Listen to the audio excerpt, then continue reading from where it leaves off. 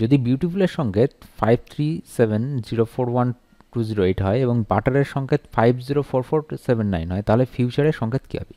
In a certain code, beautiful is coded as 5730412008, butter as 504479. How is the future coded in that code?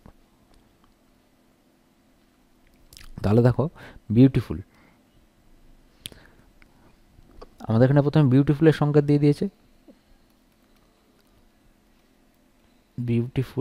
বিউটিফুলের সংকেত কত বলেছে আমাদের? বলেছে 5730412008। আর বাটারের সংকেত হচ্ছে কত? বাটারের সংকেত হচ্ছে আমাদের 504479, এটা দিয়ে দিয়েছে। আর আমাদের বের করতে হবে ফিউচার, FUTURE, ফিউচারের সংকেত বের করতে হবে। এবার যদি খেয়াল করো তাহলে বিউটিফুলের সংকেতের মধ্যে আর বাটারের সংকেতের মধ্যে মিলটা দেখো। এগুলো হচ্ছে প্রত্যেকটা ওয়ার্ড হচ্ছে প্রত্যেকটা নাম্বারকে ইন্ডিকেট করছে। তার তলায় তলায় যে নাম্বারগুলো লেখা আছে সেই নাম্বারগুলোই সেই ওয়ার্ডের কোড।